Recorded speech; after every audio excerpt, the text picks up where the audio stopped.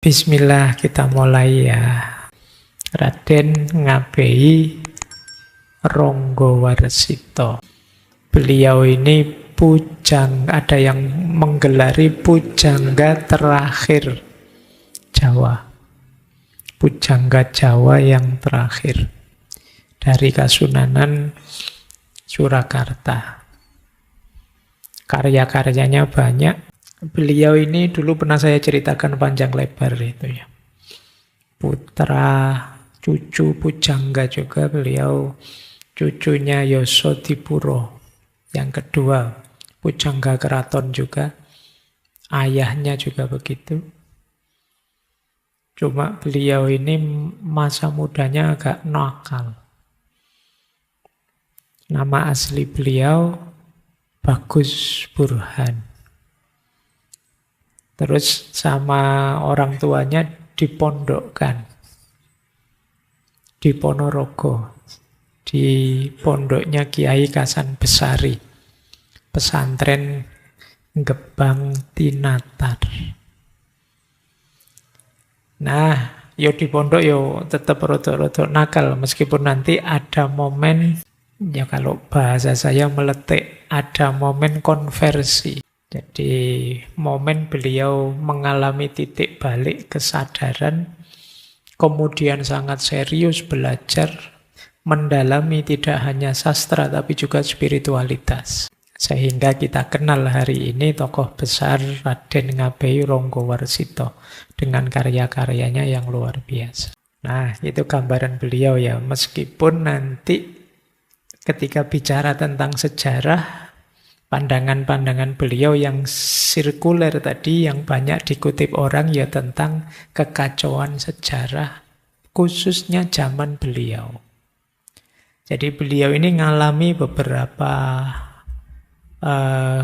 kasunanan, beberapa sunan. Jadi beliau ngalami era Pakubuwono ke-7, ke-8, dan ke-9. Kalau di masa Pakubuwono ke-7, beliau ini harmonis dengan Ronggowarsita. Tapi mulai agak masalah di Pakubuwono ke-9. Pakubuwono 9 ini putranya Pakubuwono ke-6. Nah, ini agak masalah karena ayahnya Ronggowarsita itu difitnah yang membocorkan rahasia Pakubuwono 6 sehingga ditangkap oleh Belanda. Cuma ini sifatnya fitnah, tapi karena terlanjur menyebar, akhirnya Ronggowarsita ini tidak terlalu disukai oleh Pakubuwono 9. Meskipun Ronggowarsita juga sebenarnya dibenci, dicurigai juga oleh Belanda. Karena karya-karya beliau itu banyak nyindir-nyindir, kemudian membangkitkan semangat juang rakyat kecil, dan lain sebagainya. Jadi itu gambarannya. Jadi beliau agak pahit di belakang, sampai terkenal sekali dengan zaman edannya, istilah beliau. Nanti kita banyak belajar itu ya malam hari ini. Tentang bagaimana siklusnya zaman atau wolak-wali ing zaman. Kalau itu siklus berarti ya kadang naik, kadang turun. Saya tidak tahu hari ini kita sedang naik apa sedang turun. Nanti kita lihat ya, kita cocokkan ciri-cirinya. Baik, bismillah, kita mulai. Nah, filsafat sejarahnya Raden Ngabei Ronggowarsita ini, ada yang menyebutnya ini jenis filsafat sejarah yang spekulatif futuristik. Biasanya orang ngomong sejarah itu kan masa lalu.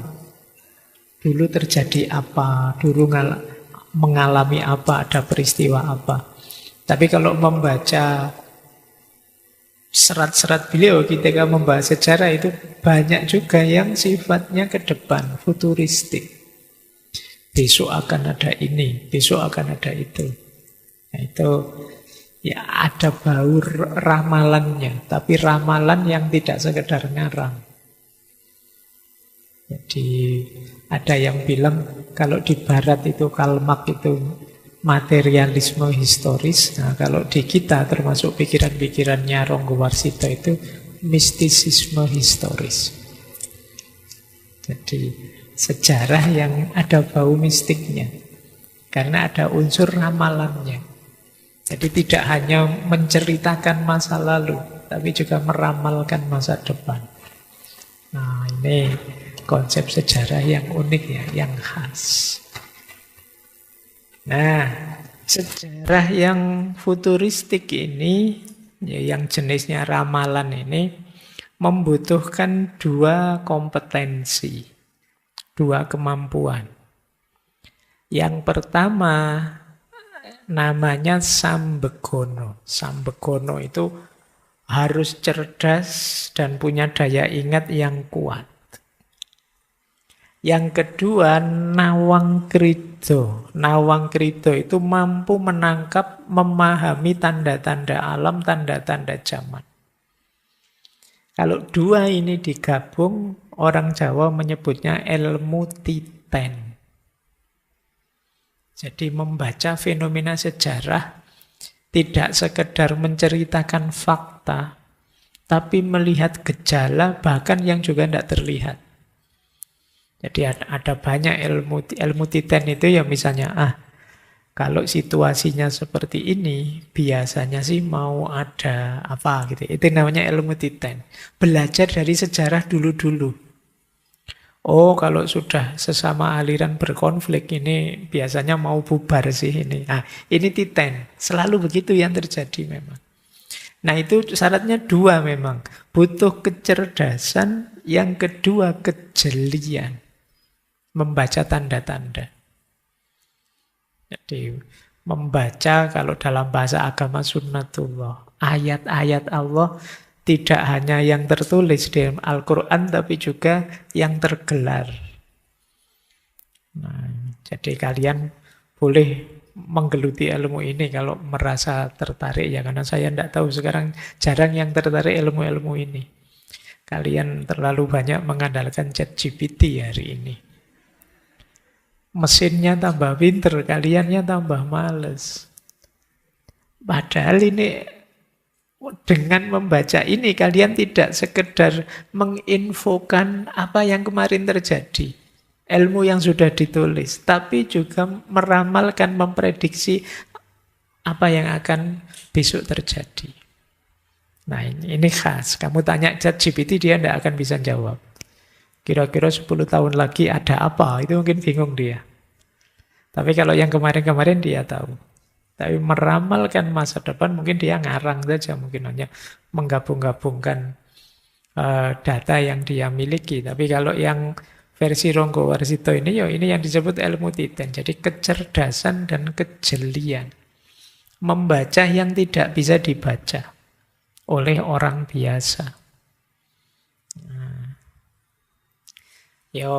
Kalian sebenarnya punya sih kemampuan seperti itu, tapi kan levelnya masih level rendah. Misalnya ada temenmu kok tidak pernah masuk kuliah, dikasih tugas tidak ngerjain, kamu kan bisa bilang, besok kamu mesti tidak lulus mata kuliah ini. Itu jenis itu sebenarnya. Ada temenmu gaya pacarannya tiap malam minggu masuk hotel, kamu bilang, ini tidak lama lagi mesti hamil ini. Ini kan ramalan sebenarnya, tapi kan dasarnya apa? Ayat yang kamu baca sekarang. Fakta yang kamu lihat sekarang, terus kamu simpulkan ke depannya nanti bagaimana. Cuma kan kalian memahaminya skala biasa, skala rendah. Nah, kalau seperti beliau ini bisa membaca mungkin sampai desiran angin, cuaca yang berubah, tidak jelas, dan lain sebagainya, mereka bisa membaca. Ini yang disebut ilmu titen. Kalau orang sudah pada marah semua seperti ini, biasanya akan terjadi ini. Tidak lama lagi akan begini. Kalau di Jawa itu kadang suara burung apa lewat itu ya dimaknai. Jangankan itu, hawanya agak sumuk, kayak ini kok agak sumuk ya, jangan-jangan sebentar lagi hujan. Bisa begitu. Mbok kamu baca buku fisika atau biologi yang manapun, tidak ada teori bahwa kalau sumuk itu sebentar lagi hujan.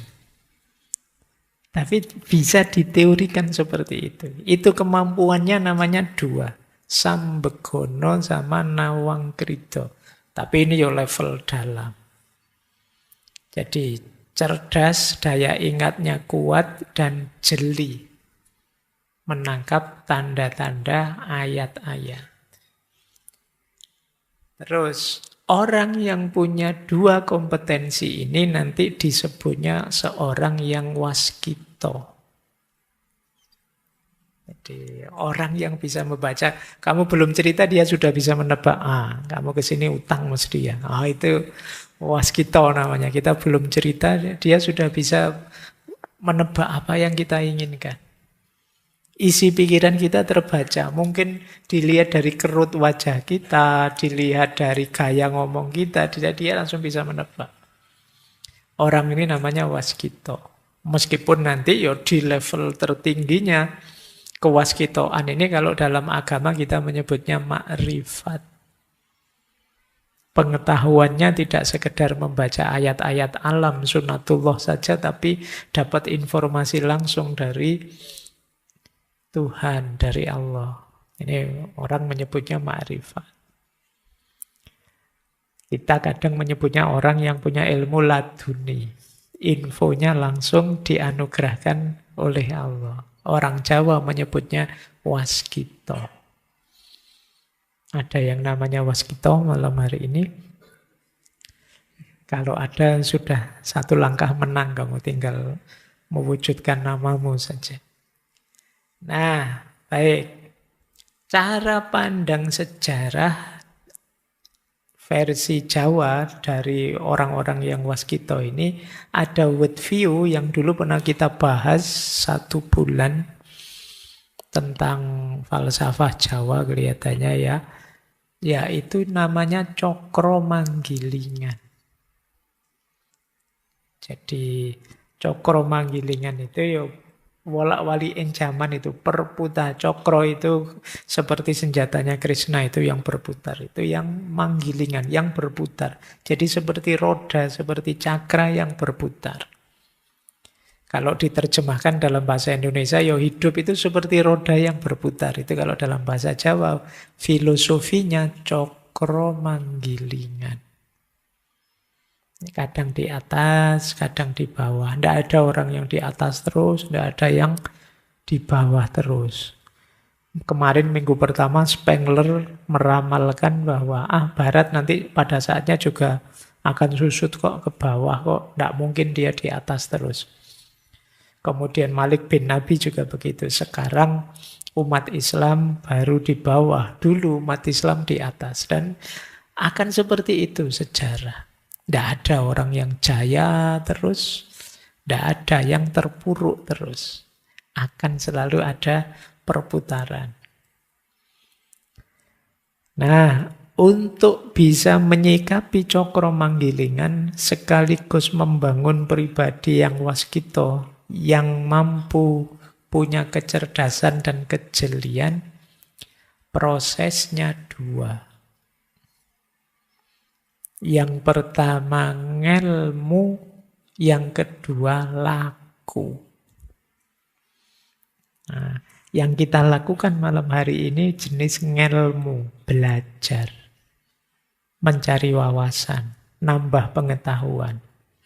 Yang mungkin jarang dan sulit kita lakukan aspek lakunya. Nah, padahal ini satu paket. Makanya dulu mungkin kita pernah belajar satu quotes dalam peribahasa Jawa yang bunyinya ngelmu kuwi kelakone kanthi laku. Jadi berilmu itu tuntasnya dengan laku. Laku ini bisa bermakna 2. Bisa bermakna tirakat dalam prosesnya, bisa juga bermakna implementasinya. Maksudnya apa? Yang pertama, ngelmu itu harus disertai laku. Sepanjang kita belajar, ayo kita ada tirakatnya. Jangan nyari seneng saja. Apalagi ditambah maksiat, ditambah bohong, ditambah curang. Ilmumu tidak akan nyampe puncak.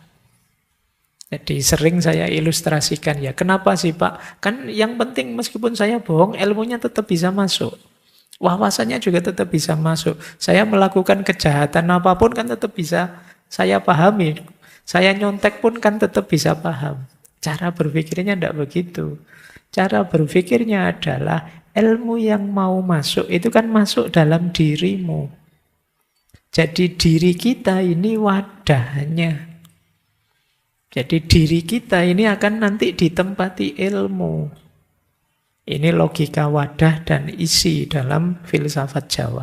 Loh, kalau wadahnya kotor, meskipun diisi hal-hal baik, hal-hal putih, hal-hal positif, ya nanti yang jernih yang kita masukkan akan jadi kotor juga. Kenapa? Wadahnya kotor. Kalau batinmu masih penuh kesombongan, dapat ilmu masuk. Loh, ilmu ini akan jadi kendaraan untukmu jadi orang sombong. Kalau kamu penuh kedengkian, ya ilmu ini akan jadi alatmu mendengki orang. Itulah kenapa ilmu kuwi harus plus laku. Laku pembersihan diri kalau dalam bahasa agama tazkiyatun nafas. Biar wadahnya bersih.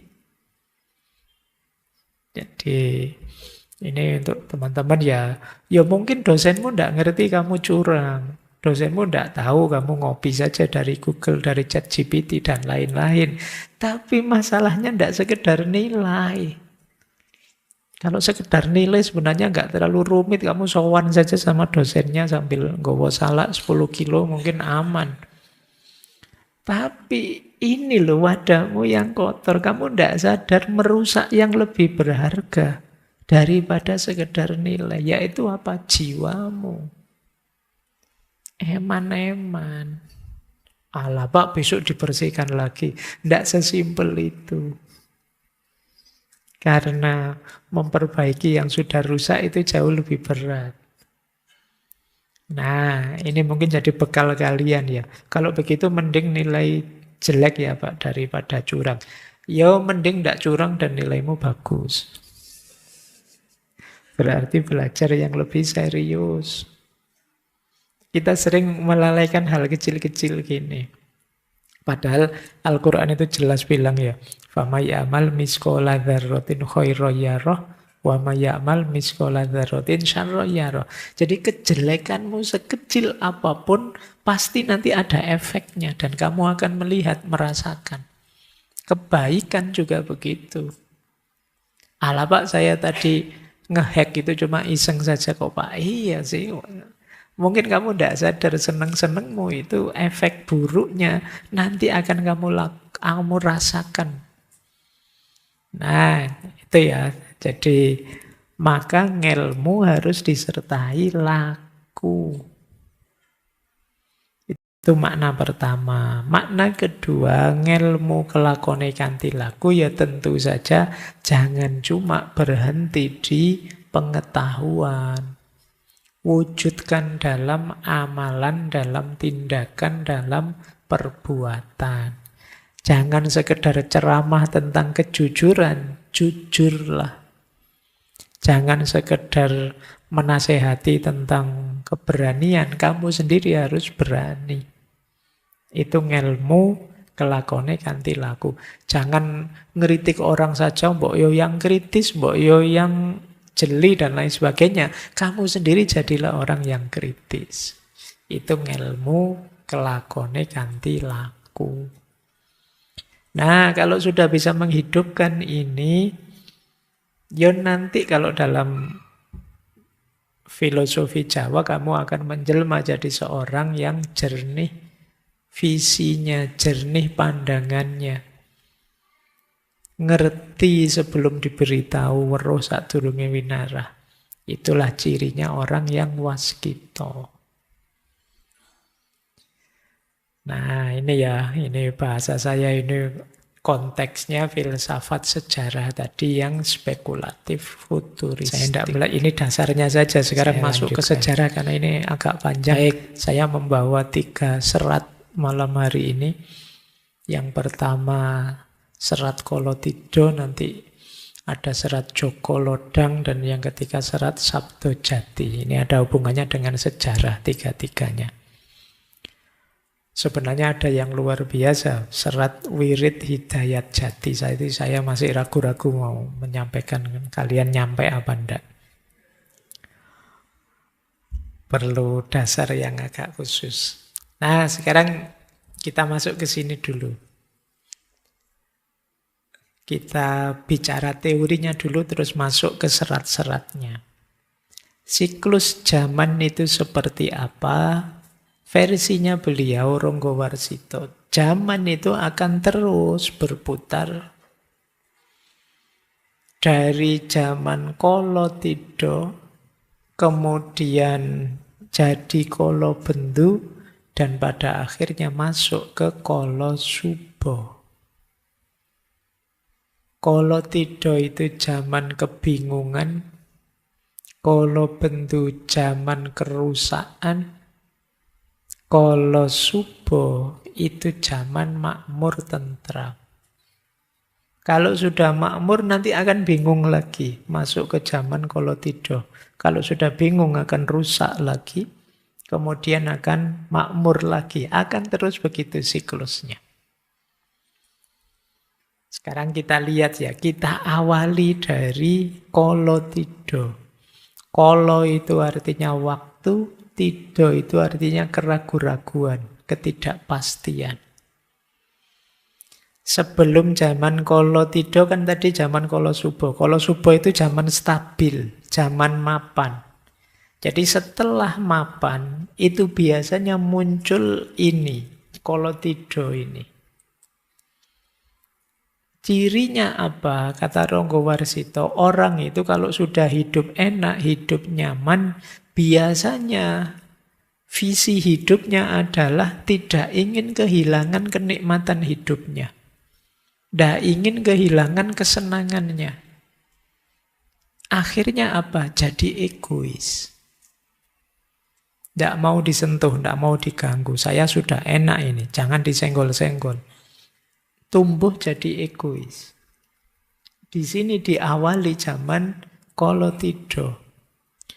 Jadi orang ingin enaknya sendiri, ingin menang terus, ingin senang terus.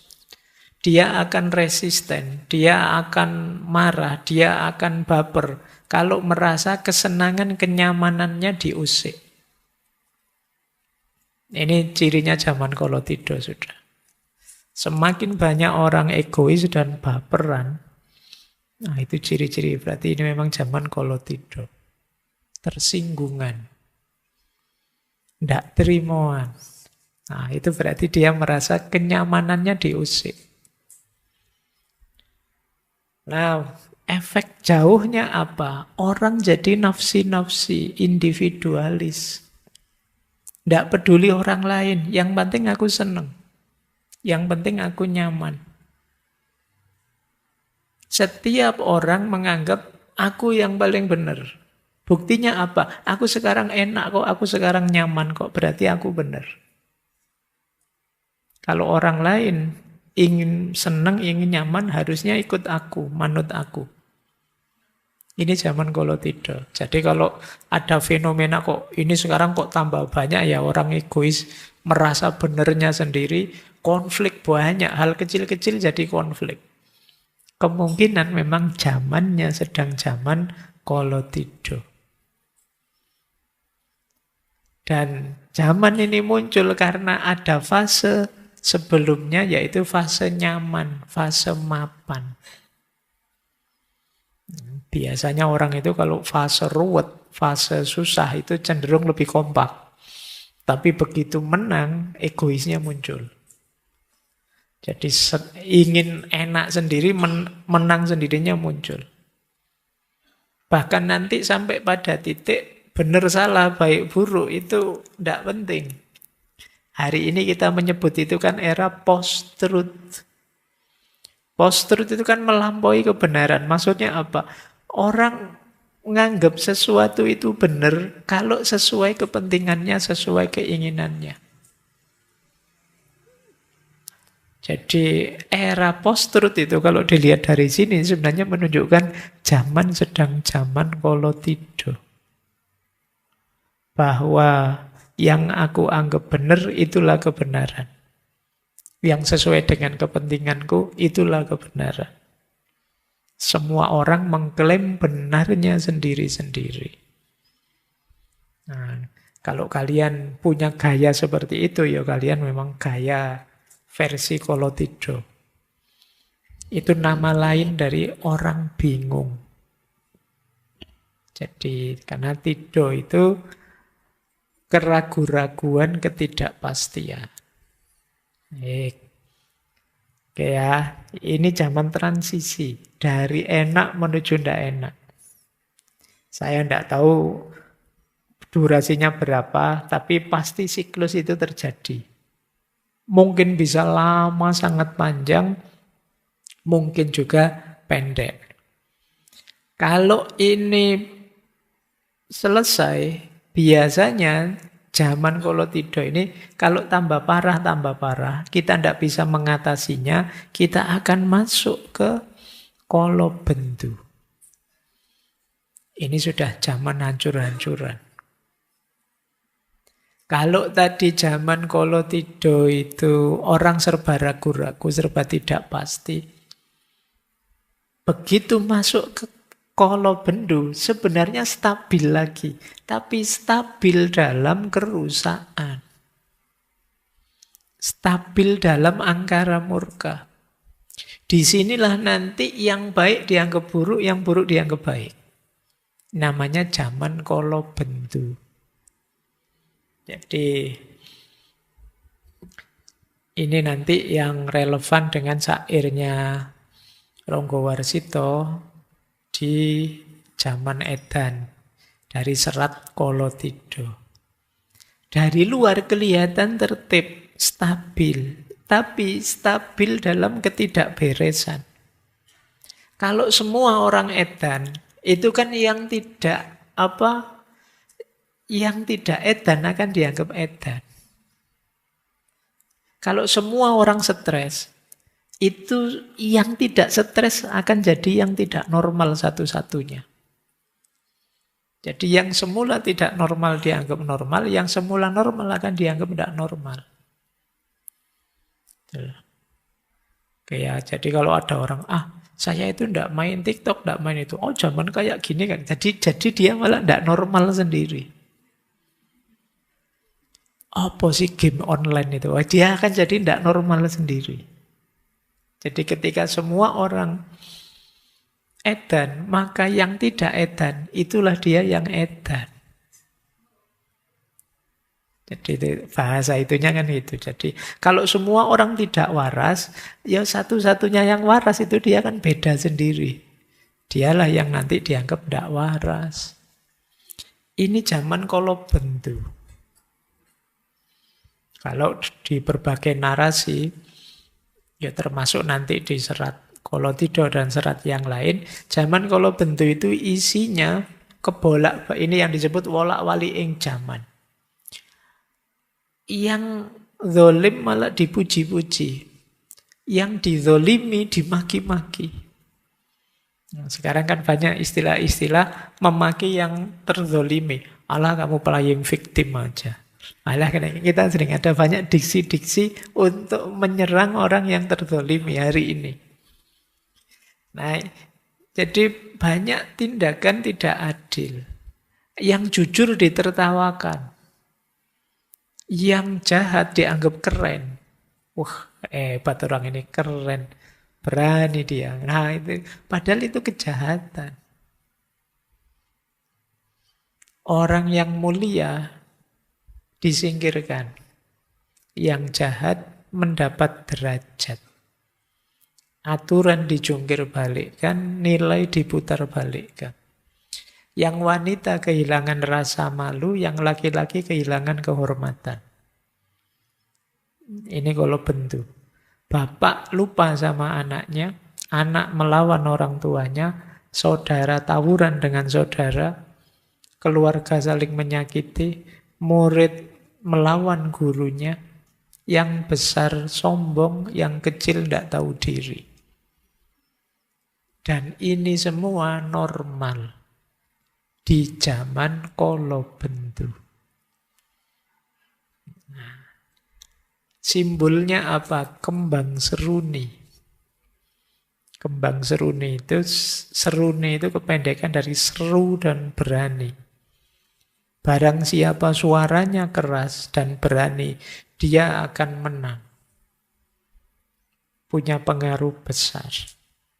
Entah dia orang pinter ataupun tidak pinter, sing penting berani teriak-teriak, berani tampil, maka dia akan punya pengaruh. Ini cirinya zaman kolobendu. Ketika yang negatif-negatif, yang rusak-rusak dianggap normal. Nah, kira-kira kita di zaman apa?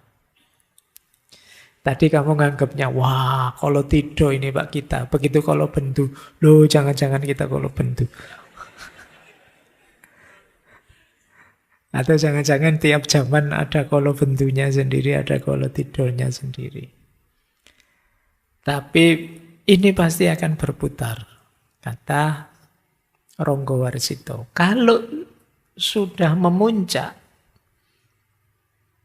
pada akhirnya nanti, kalau kehancuran itu sehancur-hancurnya, akan lahir zaman baru namanya zaman Kolosubo.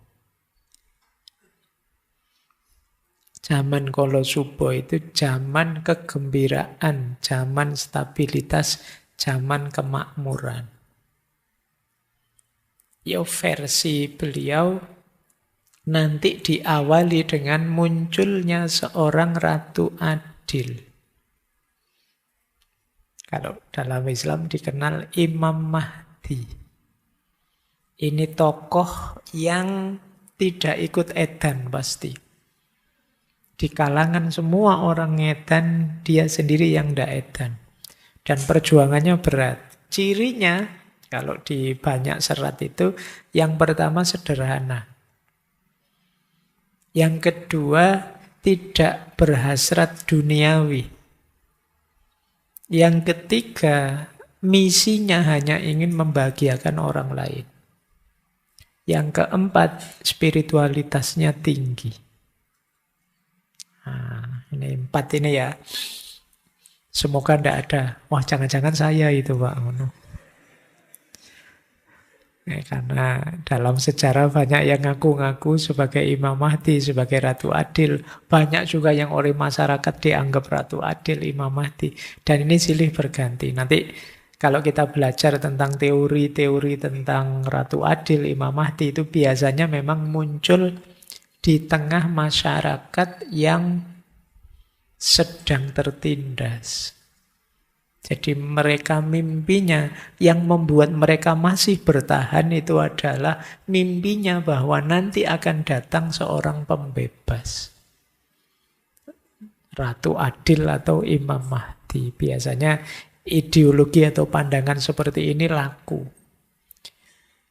di masyarakat yang sangat tertindas. Makanya Ronggowarsito tadi banyak dibenci oleh Belanda karena ideologi Ratu Adil ini membuat masyarakat optimis, siap selalu berjuang.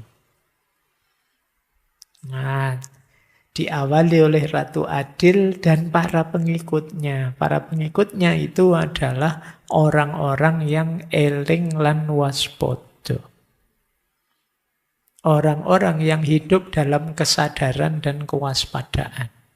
Ini orang yang tidak ditelan oleh zaman Kolosubo tadi.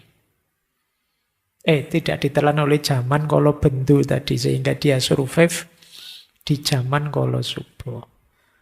Kalau sudah sukses perjuangannya Ratu Adil dan kawan-kawan, muncullah era kemakmuran. Kalau sudah makmur mapan, biasanya terus geser ke Kolotido lagi. Orang jadi egois lagi. Khawatir kehilangan kesenangannya lagi. Tambah rusak, kalau bendu lahir. Kalau bendu lama-lama hancur-hancur, muncul seorang pahlawan, penyelamat, pembebas, Ratu Adil dan orang-orang yang masih eling lan waspada. Lahirlah zaman Kala Subuh. Dan inilah siklus zaman. Versi Ronggo Warsito. Senantiasa berputar, berputar, berputar. Nah, tergantung kita. Kalau memang kalian merasa, Pak, ini kalau tidak, kalau bendu, percepat prosesnya menuju Kala Subuh. Dan ya itu ada di kita, biar rodanya muternya cepat. Biar tidak lama-lama dalam kehancuran. Rumusnya apa? Rumusnya adalah Triwikromo. Triwikromo itu, tri itu 3, wikromo itu kekuatan, keberanian, kebijaksanaan. Triwikromo itu apa? 3 komponennya, masa lalu, masa kini, dan masa depan.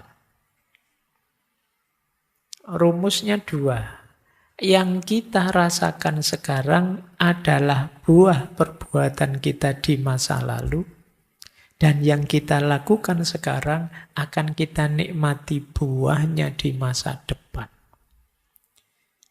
Inilah strategi menaklukkan zaman. Berarti apa? Masa kini jadi kuncinya.